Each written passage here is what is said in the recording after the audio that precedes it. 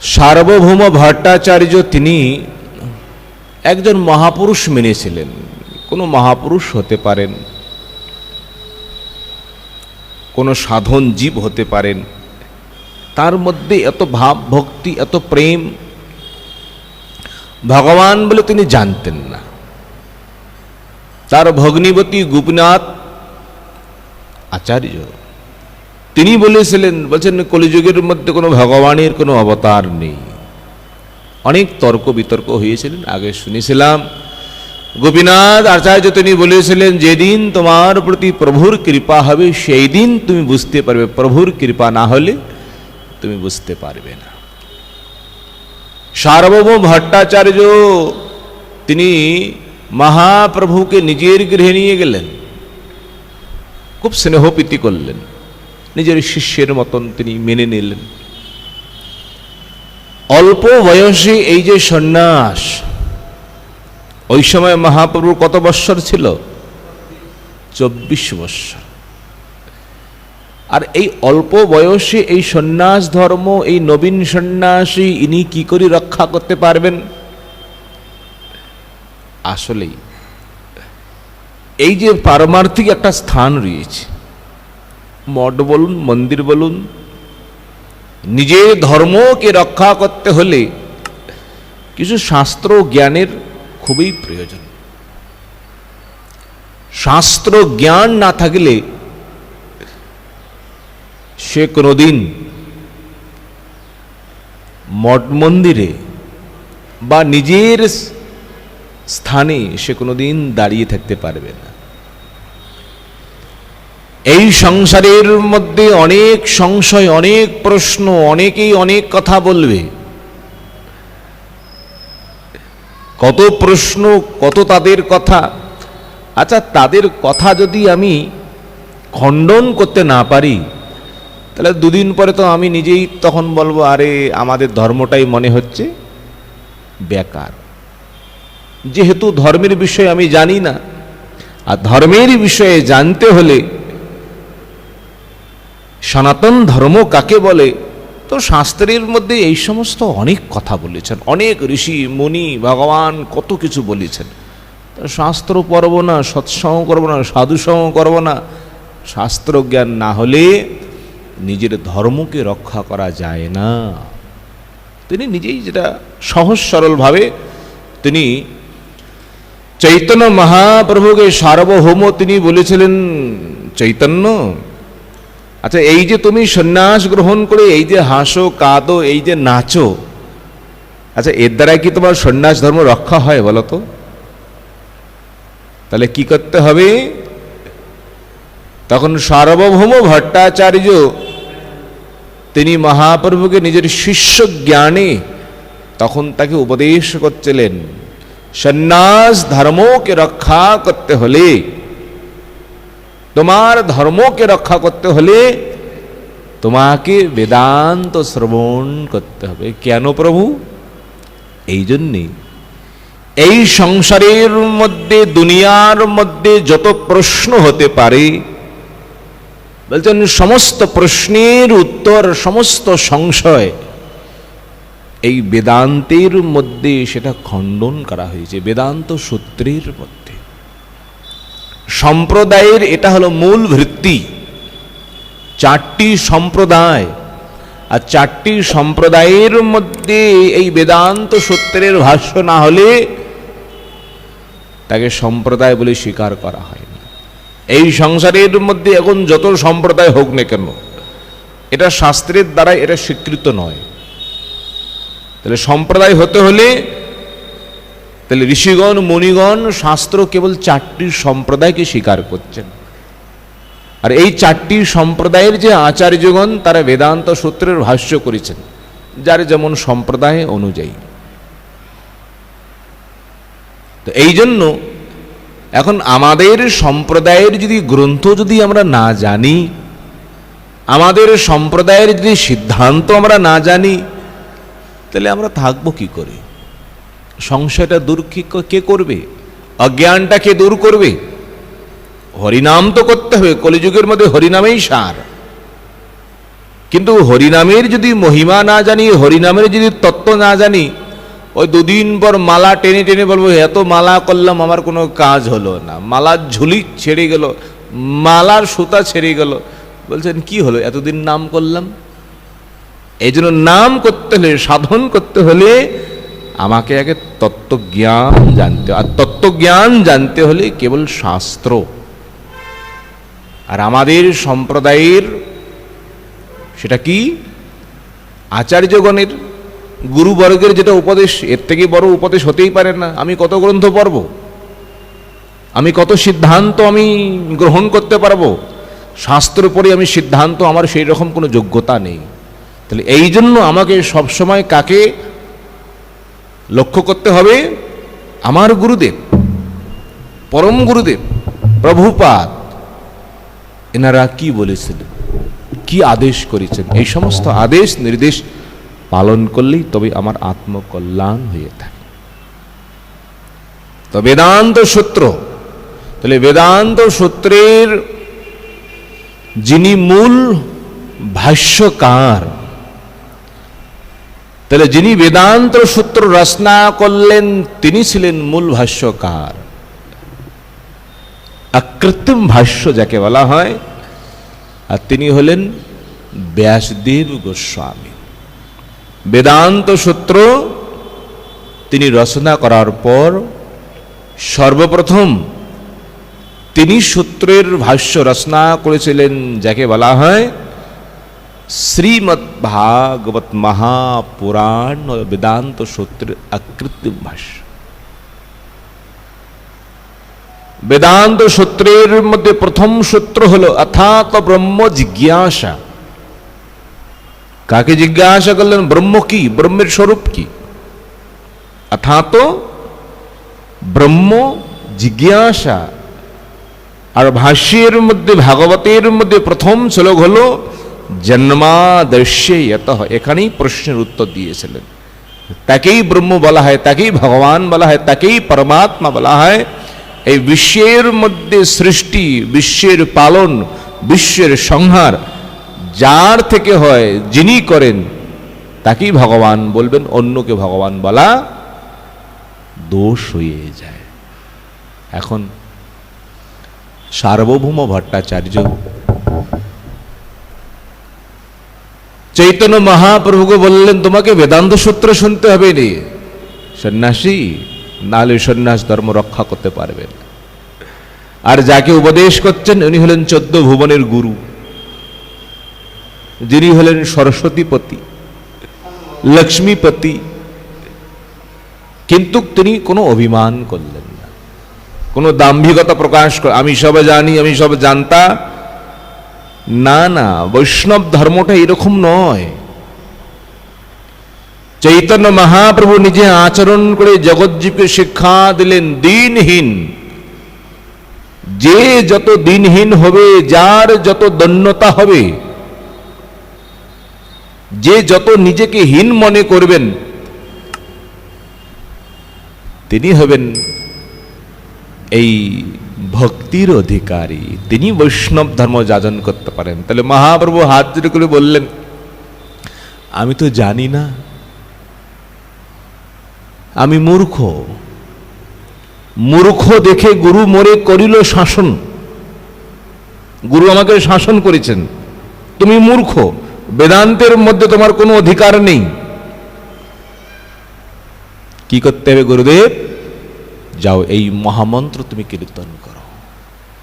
কিবা মন্ত্র দিলা গোসাই, কিবা তার ফল, জপিতে জপিতে হইল পাগল। এখন গুরুদেব আমাকে কি মন্ত্র প্রদান করলেন, কি কথা আমাকে প্রদান করলেন।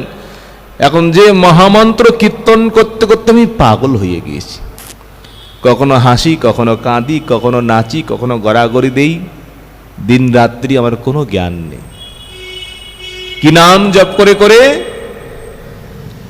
মহামন্ত্র জপ করে করে তিনি দৈন্য উক্তি করলেন। চৈতন্য মহাপ্রভু ইনি স্বয়ং ভগবান। আর নবদ্বীপের মধ্যে এনার মতন পাণ্ডিত্য কারো ছিল না। বিশ্ববিজয়ী দিগ্বিজয়ী পণ্ডিতকে যিনি বাল্যকালে যিনি পরাস্ত করেছিলেন, আর সার্বভৌম তো কোনো কথাই নয়, তথাপি দৈন্যতা করলেন। সার্বভৌম বলেন, বসো, আমার প্রত্যেক দিন এই আমার শিষ্যগণ আগমন করেন আর এখানে বসে বসে বেদান্ত কথা শ্রবণ করেন, তুমি বসো, শ্রবণ করো। এখন মহাপ্রভু তিনিও একদম মনে হচ্ছে কিছুই জানে না, কিছুই বোঝে না, দিনহীন হয়ে হাত জোর করে সামনে বসলেন। এখন সার্বভৌম ভট্টাচার্য তিনি বেদান্ত সূত্র তিনি পাঠ করেন আর সূত্রের ভাষ্য তিনি ব্যাখ্যা করেন তাদেরকেও বোঝানোর জন্য। এখন এই সমস্ত করতে করতে করতে করতে 7 দিন চলে যায়। যিনি শ্রোতা তিনি কিছুই বলল না, হা কি না। তখন সার্বভৌম ভট্টাচার্য যখন জিজ্ঞাসা করছিলেন, কি ব্যাপার, আমার কথা কিছু বুঝতে পারছ কি পারছ না?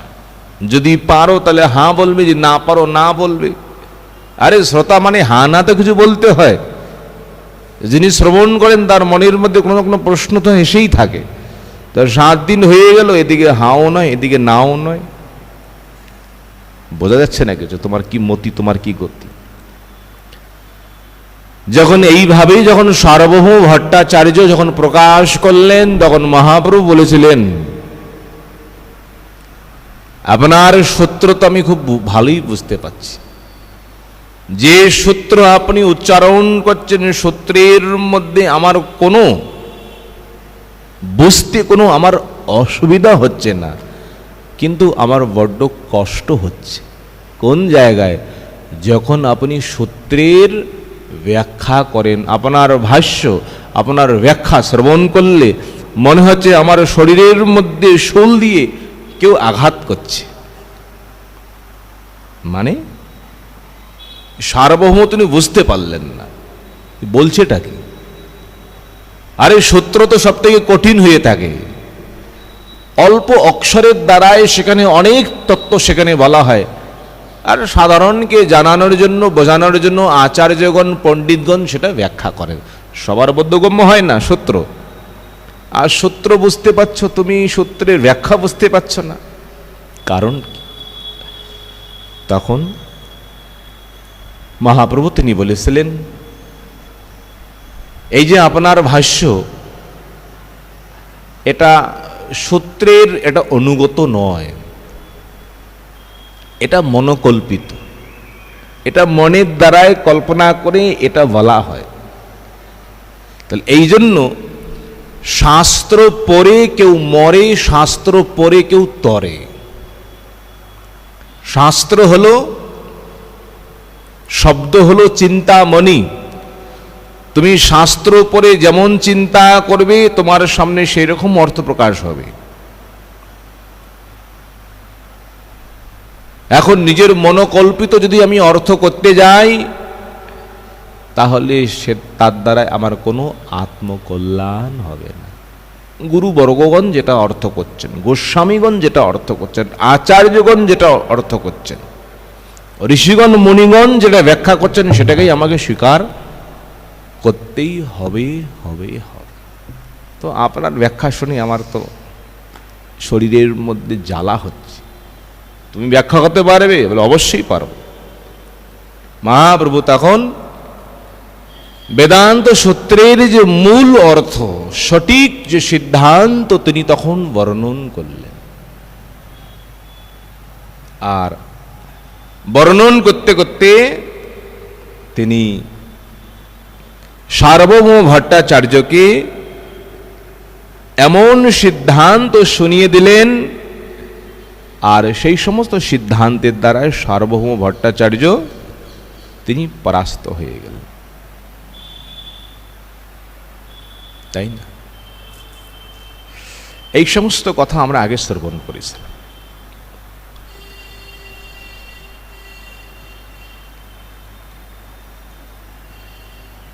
কবিরাজ গোস্বামী পাদ তিনি একটি কথা বললেন, আচ্ছা এই সংসারের মধ্যে নাস্তিক কাকে বলবো? নাস্তিক কে প্রভু?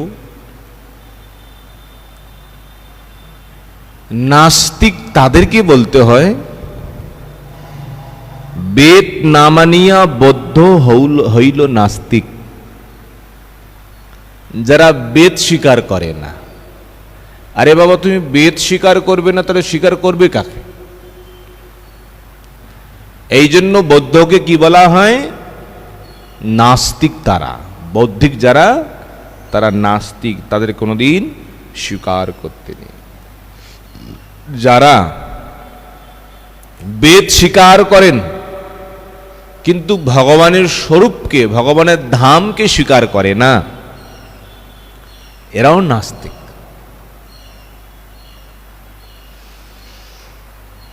বেদকে স্বীকার করেন কিন্তু ভগবানের স্বরূপকে স্বীকার করে না, এরাও নাস্তিক। তাহলে কোন নাস্তিক এনারা? এনারা হলেন মায়াবাদী নাস্তিক। এক হলেন বৌদ্ধিক নাস্তিক, তারা বেদ মানে না, ঈশ্বরকেও মানে না, কিন্তু বেদ মানে ঈশ্বরকে মানে না, বিগ্রহ মানে না, ঈশ্বরের স্বরূপ মানে না, এনারাও নাস্তিক। আর এক প্রকার মহানাস্তিক রয়েছে, বেদ মানে না, একজন ঈশ্বর বলে কেউ রয়েছে, ঈশ্বরকে মানেন একজন কেউ রয়েছেন। আরে বাবা, তুমি বেদ মানো না, ঈশ্বরকে মানো, সেও নাস্তিক। তাহলে সে কোন নাস্তিকের মধ্যে পড়ে যায়? তারা হলেন মিলেস্য। মিলেস্য মানে মুসলমান জাতি। আল্লাহকে মানে, হ্যাঁ, আল্লাহ রয়েছে একজন, সৃষ্টিকর্তা রয়েছেন, সংসারের মালিক রয়েছেন। আরে বাবা, সংসারের মালিক রয়েছেন, বেদ তুমি মানবে না? ঈশ্বরের তুমি স্বরূপ মানবে না? এরা সব নাস্তিকের মধ্যে পড়ে যায়।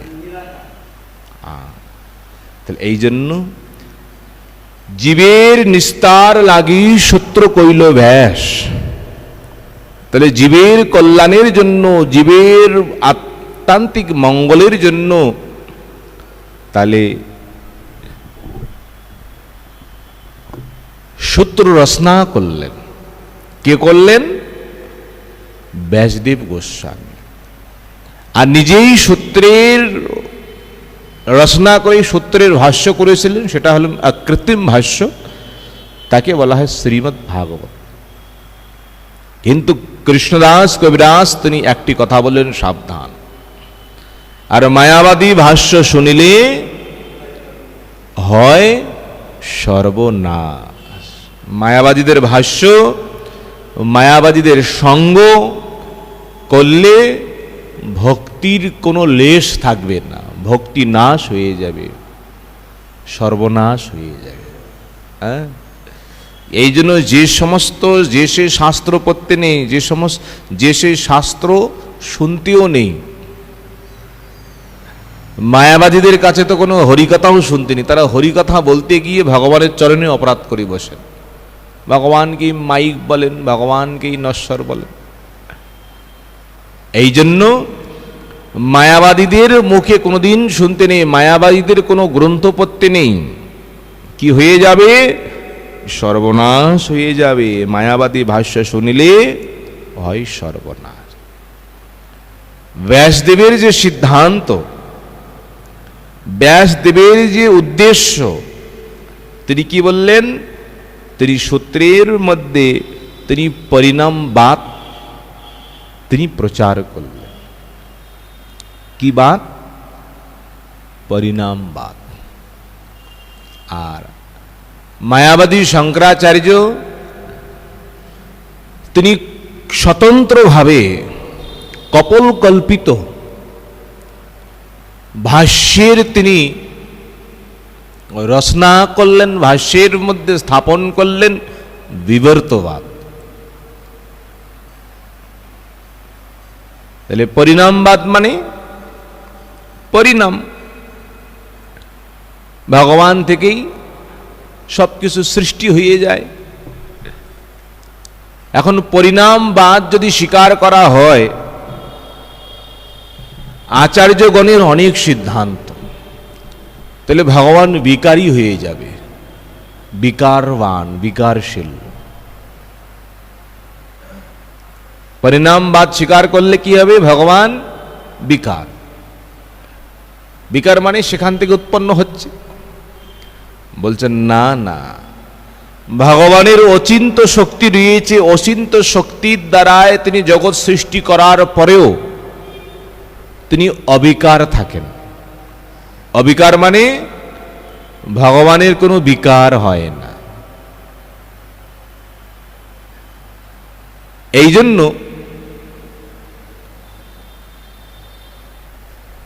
একটা জাগতিক একটা উদাহরণ রয়েছে। পারশমণির নাম শুনেছেন? পরশমণি। ওই পরশমণিকে লৌহ স্পর্শ করিয়ে দিলে সোনা হয়ে যায়। তাহলে পরশমণির স্পর্শে লোহা যদি সোনা হয়ে যায়, তাহলে ওই পরশমণির কি বিকার হয়? তার শরীরের মধ্যে কি ক্ষয় হয়, নাশ হয়? ভাগবতের মধ্যে পাওয়া যায় সত্যরাজিৎ রাজা, তার কাছে একটা মণি ছিল, শ্যামন্তক মণি, সূর্যদেব দিয়েছিলেন। প্রত্যেক দিন 8 ভার করে সোনা প্রসব করতেন, যেরকম মণি সেরকম থাকতো, মণির কোনো বিকার হতো না। তাহলে সাধারণ জগতের মধ্যে, প্রাকৃতিক জগতের মধ্যে, মণির মধ্যে যদি এইরকম অলৌকিক শক্তি হতে পারে, তাহলে অনন্ত ব্রহ্মাণ্ডের সৃষ্টিকর্তা ভগবানের মধ্যে এরকম অলৌকিক শক্তি থাকবে না কেন? এই জন্য ভগবান হলেন অচিন্ত। চিন্তার দ্বারায়, মনের দ্বারায়, কল্পনার দ্বারায় ভগবানকে জানা যায় না। আর ভগবানকে জানতে হলে কেবল কেবল ভক্তির দ্বারায়, ভাবের দ্বারা। এই জন্য ব্যাসদেব গোস্বামী বেদান্তের মধ্যে, বেদান্ত সূত্রের মধ্যে যে বাতকে তিনি স্থাপন করলেন, সেই বাতকে বলা হয় পরিণামবাদ। কিন্তু শঙ্করাচার্য বললেন, তাহলে পরিণামবাদ স্বীকার করলে ভগবান বিকারী হয়ে যাবেন। বলছেন না না, ভগবান বিকারী নয়, ভগবান অবিকারী। ভগবানের জন্ম হয় না, ভগবান অজন্ম। ভগবানের নাশ হয় না, অব্যয়। শাস্ত্রের মধ্যে, বেদের মধ্যে তো রয়েছে। তিনি স্বতন্ত্র করে একটা মত স্থাপন করলেন, যে মতের নাম দিলেন বিবর্তবাদ। বিবর্তবাদ মানে সর্পের মধ্যে রজ্জু ভ্রম, আর রজ্জুর মধ্যে সর্পভ্রম, এটাকে বিবর্তবাদ বলা হয়। ভ্রম। এই সংসারের মধ্যে যত জীব, এটা আমাদের ভ্রম দর্শন হচ্ছে, আসলে কিন্তু জীব নয়। তাহলে মায়াবদ্ধ ভবের জীব, মায়া মুক্ত সদাশিব। যতদিন তিনি সংসারের মধ্যে অবস্থান করবেন, মায়ার মধ্যে অবস্থান করবেন, তাকে জীব বলা হয়। আর যেদিন সাধনের দ্বারায় মায়ামুক্ত হবেন, তিনি হয়ে যাবেন সদাশিব। সদাশিব মানে অহম ব্রহ্মাস্মি, তখন আমি ব্রহ্ম হয়ে যাব, তুমি ব্রহ্ম হয়ে যাবে। জগৎটাই ব্রহ্ম। ব্রহ্মের মধ্যে আমাদের ভ্রম হচ্ছে। কি ভ্রম হচ্ছে? জীব, ইনি মানুষ, ইনি পশু। আসলে এদের তত্ত্ব এটা নাই। কিন্তু না না, মহাপুরুষ সিদ্ধান্ত আল্লাহ, শাস্ত্রের সিদ্ধান্ত হলো জীব জীব, ব্রহ্ম ব্রহ্ম, ভগবান ভগবান। তাহলে শঙ্করাচার্যের যেটা মত, সেই মতের নাম হলো কি? বিবর্তবাদ। তাই না? কি বাদ দিলেন প্রভু? বিবর্তবাদ, তাই না? তাহলে বিবর্তবাদের কিরকম তাদের দৃষ্টান্ত বলছেন, জীবের দেহে আত্মবুদ্ধি সেই মিথ্যা হয়, আর জগৎ যে মিথ্যা নহে, নশ্বর মাত্র হয়। এনারা হলেন বিবর্তবাদী। কারা? যাহারা এই স্থূল শরীরকেই যারা আত্ম মনে করেন, আত্মা মনে করেন, এটাই সব কিছু। স্থূল শরীর, সূক্ষ্মম শরীর, এই দুইটি আত্মা হইতে সম্পূর্ণ পৃথক বস্তু। তাহলে স্থূল শরীরের মধ্যে কি রয়েছেন? পঞ্চমহাভূত। সূক্ষ্মম শরীরের মধ্যে মন বুদ্ধি অহংকার। পঞ্চমহাভূত বলুন, পঞ্চ তন্মাত্রা বলুন, মন বুদ্ধি অহংকার বলুন, এর পরে হলো জীব তত্ত্ব। তাহলে জীব হলো শুদ্ধত, জীব হলো স্বরূপত। ইনি হলেন কৃষ্ণের নিত্য দাস। কার নিত্য দাস? কৃষ্ণের নিত্য দাস। কিন্তু মায়ার মধ্যে আবদ্ধ হয়ে নিজের স্বরূপ ধর্ম সবাই আমরা ভুলে গিয়েছি, মায়ার দাস। এই জগৎটি মিথ্যা নয়। শঙ্করাচার্যপাদ তিনি বলেছিলেন ব্রহ্ম সত্যম জগৎ মিথ্যা, সিদ্ধান্ত ভুল। গোস্বামীগণ খণ্ডন করেছে। এই জগৎকে মিথ্যা বলা যায় না। জগৎ তো ভগবানের সৃষ্টি, শক্তির দ্বারায়। তাহলে জগৎ হলো নাশবান, জগৎ হলো বিনাশশীল। একদিন তার সৃষ্টি হয়েছে, একদিন তার বিনাশ হবেই হবে। বিনাশশীল, নাশবান, ধ্বংসশীল, এটা বলতে পারতে। মিথ্যা বলা তো ঠিক নয়। মিথ্যা কাকে বলা হয়? মিথ্যা তাকেই বলা হয় ভূত ভবিষ্যৎ বর্তমান তিন কালের মধ্যে যে কোনো কালেই যে কোনো ঘটনা হয় না তাকে মিথ্যা বলা হয়। বলা হয় না কোর্টের মধ্যে বিচারের মধ্যে ওই ব্যক্তিটি মিথ্যা সাক্ষী দিল, তাহলে মিথ্যা সাক্ষী দিয়ে তাকে ফাঁসিয়ে দিল। মিথ্যা সাক্ষী মানে সে দোষী নয়, সে অন্যায় করে নাই, সাজিয়ে তাকে ফাঁসানো হলো। মানে ভূত ভবিষ্যৎ বর্তমান তিন কালের মধ্যে যে ব্যক্তিটি কোনো দোষ করল না তাকে সাজিয়ে মিথ্যা তাকে আরোপ দেওয়া হলো, তাকেই মিথ্যা বলা হয়, তাই না? এই সংসারকে ব্যবহার করছি, সংসারকে দর্শন করতে পারছি, সংসারের সৃষ্টি হচ্ছে, সংসারের কত কিছু রূপ, সংসারের কত কিছু তার বিচিত্রতা, আর এটাকে শঙ্করাচার্যপাত্র মিথ্যা বললেন। গোস্বামীগণ সবাই এটা খণ্ডন করেছেন। না না, ভুল সিদ্ধান্ত। মিথ্যা নয়, নাশবান, নশ্বর।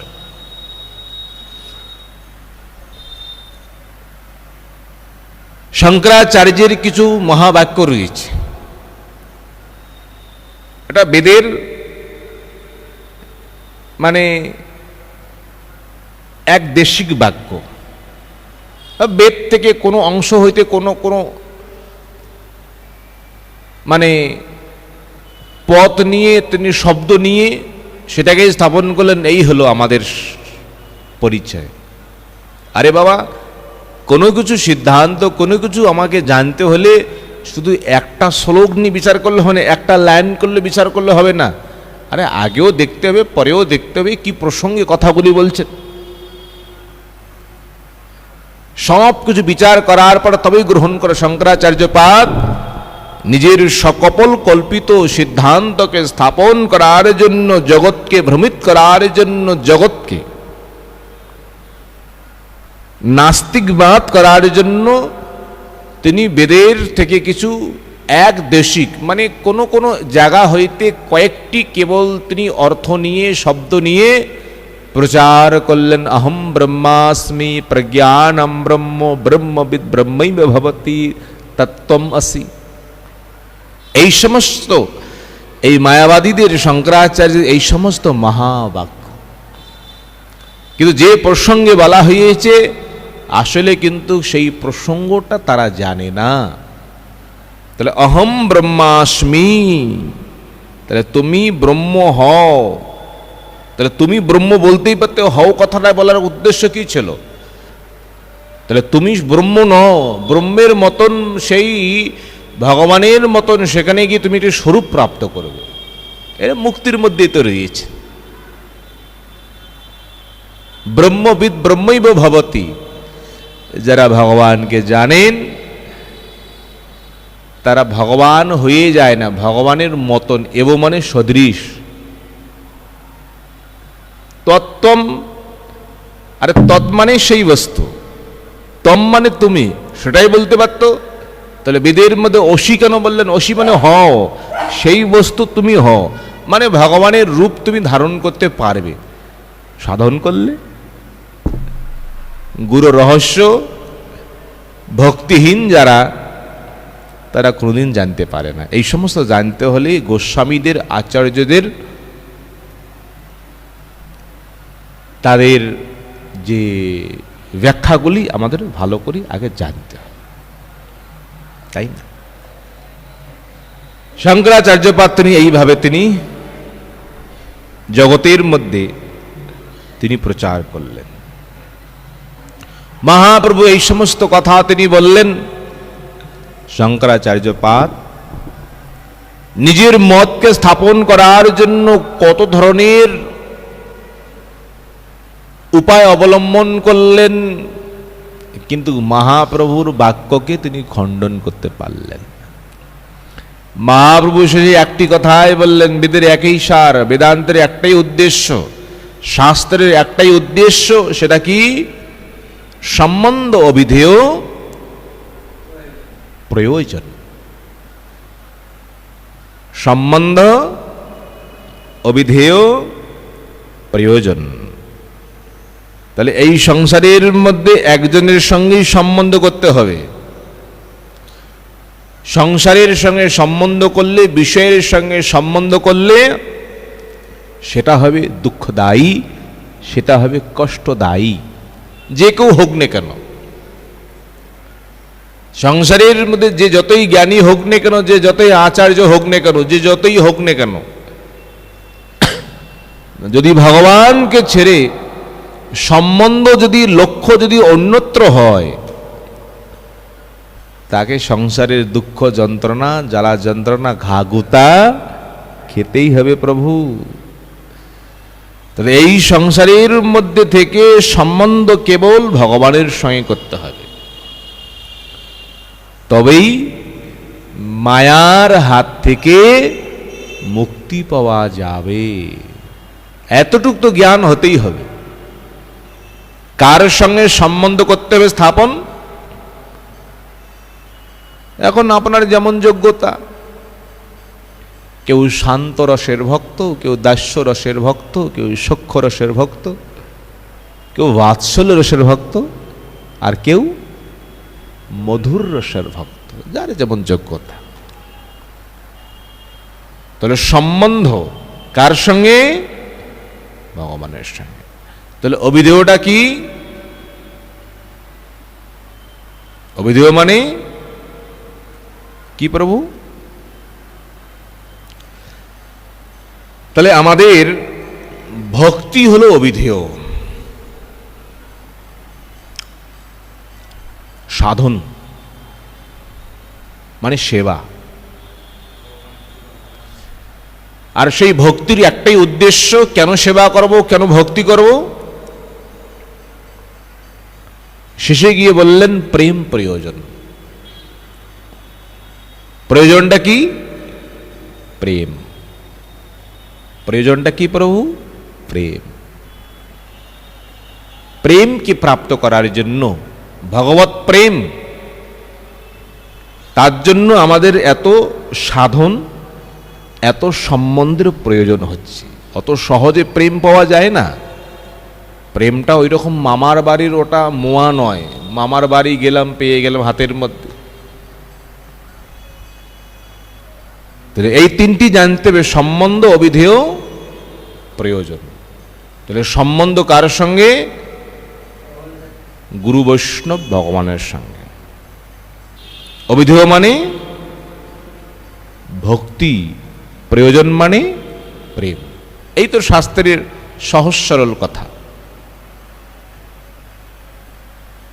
এর থেকে তো অন্য কিছু বলা হয় না। হ্যাঁ, এই সমস্ত জানানোর জন্য, বোঝানোর জন্য এখন আমাদের সামনে ঋষিগণ মুনিগণ অনেক দৃষ্টান্ত তুলে ধরেন, ভক্তের কথা, অনেক উদাহরণ, এই সেই কথা আমাদের বোঝানোর জন্য। মূল কথা হলো সম্বন্ধ, অভিধেয়, প্রেম, প্রয়োজন, তাই না? এখন এই তিনটি তত্ত্বকে ছেড়ে দিয়ে কেউ যদি শাস্ত্রের অন্য ব্যাখ্যা করে, তাহলে জানতে হবে সেটা হলো সকপল কল্পিত, মানে নিজের মনের দ্বারায় ওই সমস্ত কাল্পনিক, ওই কাল্পনিকের দ্বারায়, মনের কল্পনার দ্বারায় কোনোদিন ভগবানকে পাওয়া যায় না, তাই না? কিন্তু আচ্ছা, শঙ্করাচার্যপাদ তিনি এইরকম তিনি করলেন কেন? তিনি এইভাবে অপচার করলেন কেন? নাস্তিকবাদ তিনি প্রচার কেন করলেন? এখন কবিরাজ গোস্বামী পাদ তিনি এখন মূল কথা বলবেন।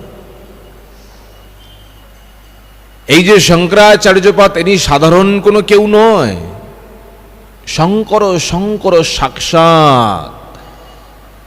তাই শঙ্করাচার্যপাদ মানে সাক্ষাৎ যিনি স্বয়ং, যিনি শঙ্কর মানে মহাদেব, যিনি দেবাদিদেব মহাদেব, তিনি আচার্য হয়ে তিনি এলেন, নাম হয়ে গেলেন শঙ্করাচার্য। আচ্ছা, বৈষ্ণবানাম যথা শম্ভু, তাহলে শঙ্কর তো বৈষ্ণব, তিনি সদা সর্বদা ভগবানের নাম করেন, ভগবানের ভজন করেন, ভগবানের ভক্তি করেন। আর ভক্ত হয়ে এইরকম নাস্তিক্যবাদ, এইরকম অপবাদ তিনি প্রচার কি করে করলেন? বলছেন এটা ভগবানের আদেশ। ভগবান নিজেই শঙ্করকে তিনি আদেশ করেছিলেন, আর শঙ্কর দেবাদিদেব মহাদেব নিজেই তিনি এটা পার্বতীর সামনে তিনি ব্যক্ত করেছিলেন। কি ব্যক্ত করেছিলেন প্রভু? পদ্মপুরাণের মধ্যে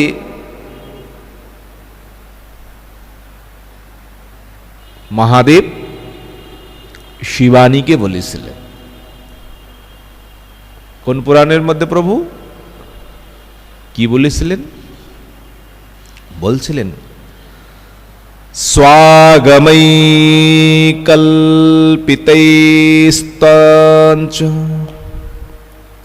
জনান মদ্বিমুখান কুরু মাঞ্চ গোপয় येन স্যাৎ সৃষ্টিরেষোত্তরোত্তরা।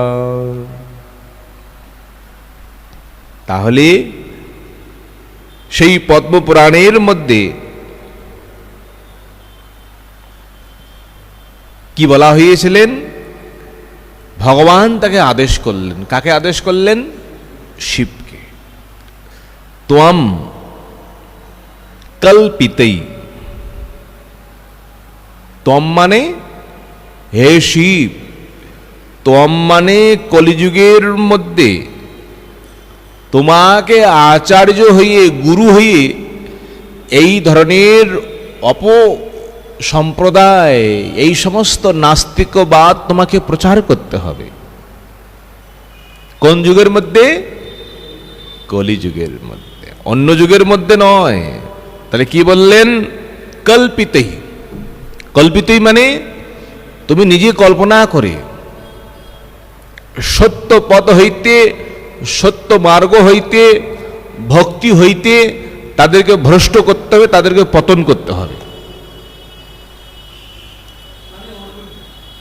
মানে মিথ্যা তোমাকে কিছু, তোমাকে মনোকল্পিত মিথ্যা কথা তোমাকে কিছু বলতে হবে তাদের সামনে, তারা যেন এই মিথ্যার মধ্যেই যেন আবদ্ধ হয়ে যায়। ত্বম কল্পিতৈ, তাহলে কি কল্পনা করবে?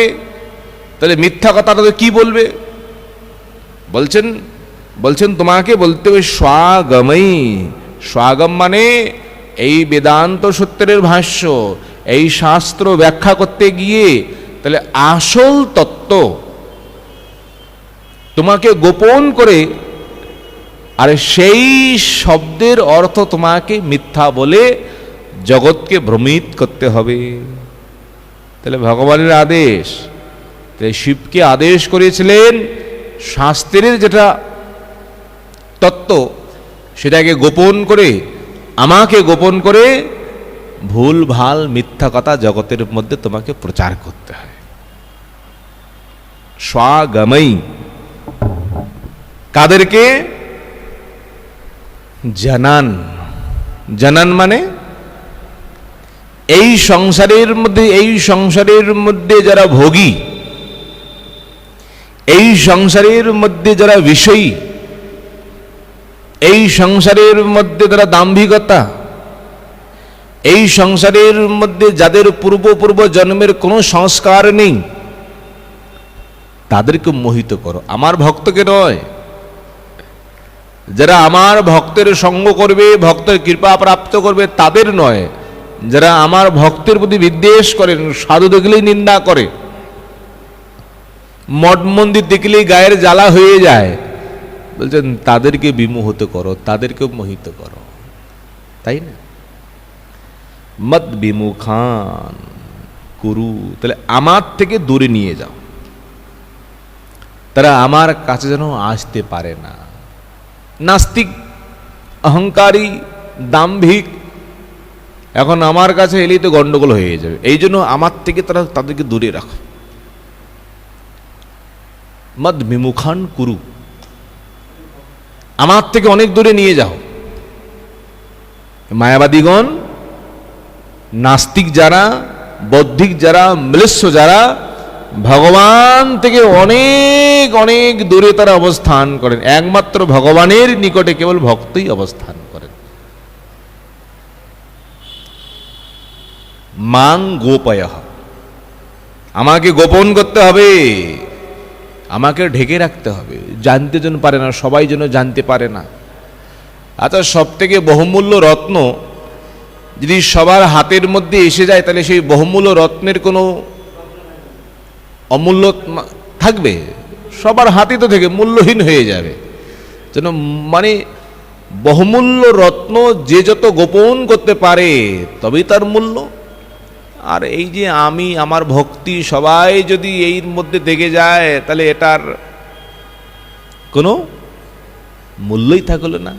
তাহলে এই জন্য মাং গোপয়ঃ येन উত্তরোত্তর এষা সৃষ্টি।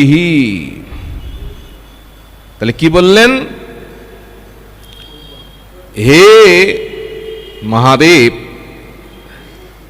তাদেরকে এমন ভাবে মোহিত করো, তাদেরকে এমন ভাবে এই সমস্ত উপদেশ প্রদান করো। উত্তর উত্তর মানে, উত্তর মানে, তাহলে উত্তর মানে এই সংসারের মধ্যে পুনরপি জননম পুনরপি মরণম, বারবার করে তারা মৃত্যুবরণ করবে, আবার প্রারব্ধ ভোগের জন্য জন্মগ্রহণ করবে। সংসার প্রবৃত্তি যেন তাদের কোনোদিন নাশ না হয়। অনাদিকাল হইতে এই সংসারের মধ্যে যেন তারা হাবুডুবু খায়, অনাদি কাল হইতে। কি কীর্তন ভাবো? অনাদি কর্ম ফলে পরিভবার নব জলে, খাই হাবু ডুব।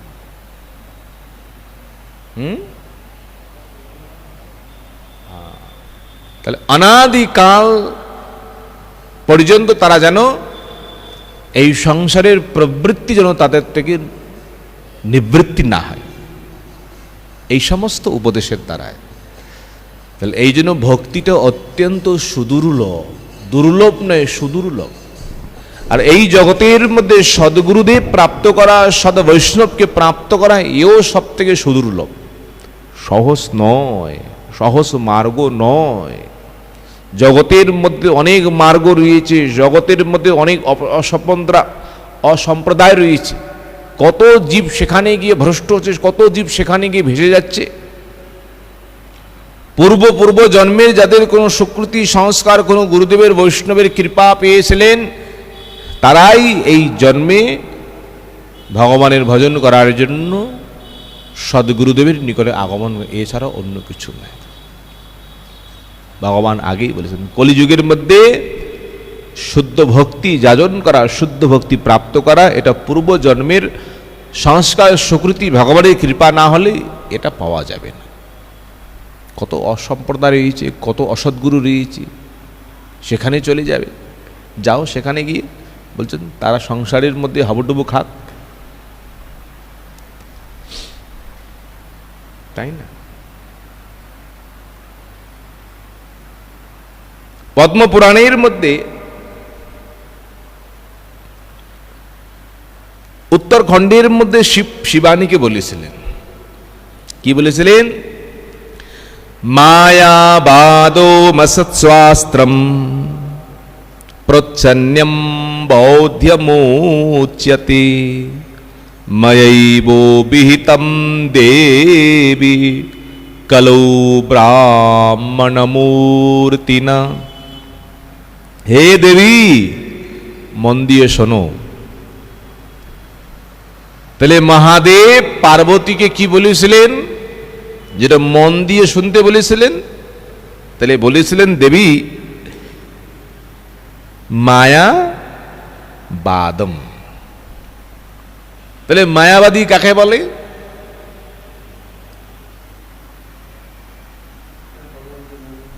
হ্যাঁ,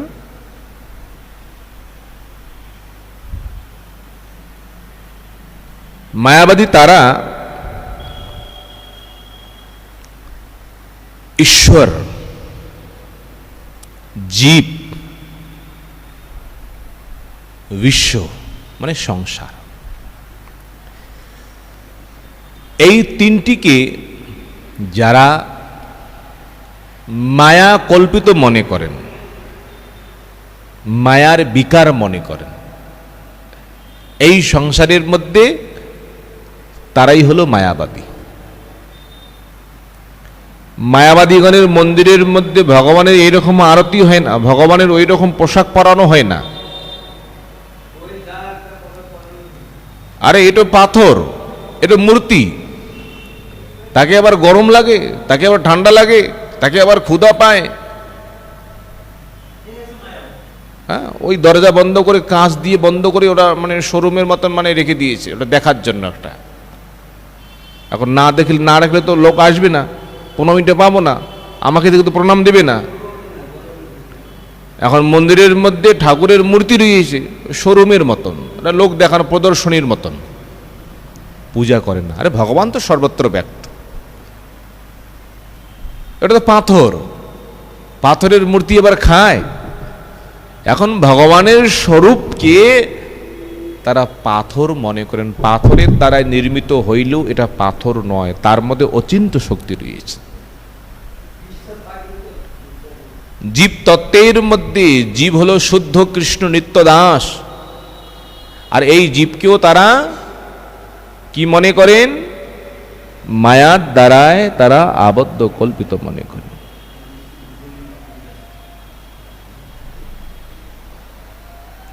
সংসার, তাহলে এই তিনটিকে যারা মায়ার দ্বারায় কল্পিত মনে করেন, এই সংসারের মধ্যে তারাই হলো কি? মায়াবাদী। দরজাটা বলে বন্ধ হতো, আওয়াজ শুনে। এই দরজাগুলি সব বন্ধ করো, বন্ধ করো, বন্ধ বন্ধ বন্ধ।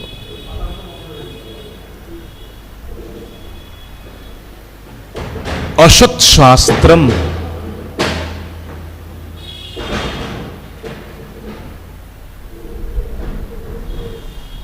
তাহলে অসৎ শাস্ত্র মানে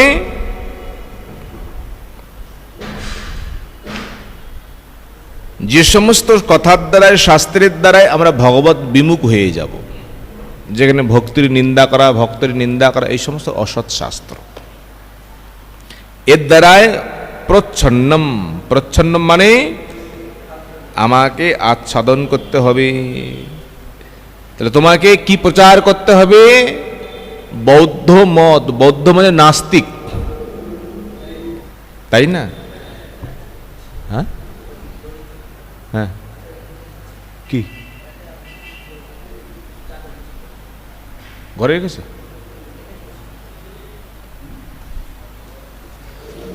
তাহলে শিব ঠাকুর শিবানীকে বললেন দেবী, তাহলে এই কলিযুগের মধ্যে আমি ব্রাহ্মণ হয়ে জন্মগ্রহণ করব। কি হয়ে জন্মগ্রহণ করব?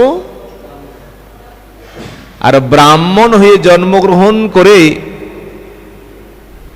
আচার্য হয়ে জন্মগ্রহণ করে এই ভ্রান্ত মত, সব কল্পিত মত, মায়াবাদী বৌদ্ধিক মত, নাস্তিক্যবাদ আমি প্রচার করব তাদেরকে বিমুখ করার জন্য, যারা দুষ্ট, ভগবান থেকে অনেক দূরে নিয়ে যাব।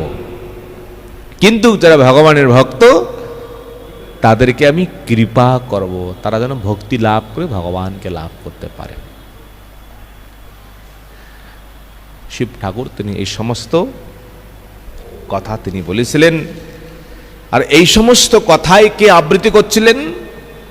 শঙ্করাচার্যের কথাকে সার্বভৌম ভট্টাচার্য। আর সার্বভৌমের ভট্টাচার্যের এই সমস্ত কথা শ্রবণ করে তার মন ফিরে গেল, এই সমস্ত সিদ্ধান্ত তো আমার 14 জন্মেও আমি শ্রবণ করিনি। এই এতটুক বালক কি করি বললেন? নবীন সন্ন্যাসী, তাই না? এখন মহাপ্রভু বললেন সার্বভৌম তুমি সংশয় করো না। বলে কেন? বলছেন ভগবান তিনি অচিন্ত শক্তিমান, এই জন্য ভগবানের অচিন্ত তার শক্তি, অচিন্ত ক্ষমতা। এই সমস্ত কথা আবার আমরা আগামীকাল আবার শ্রবণ করব। বাঞ্ছা কল্পতরুভ্যশ্চ কৃপা সিন্ধুভ্য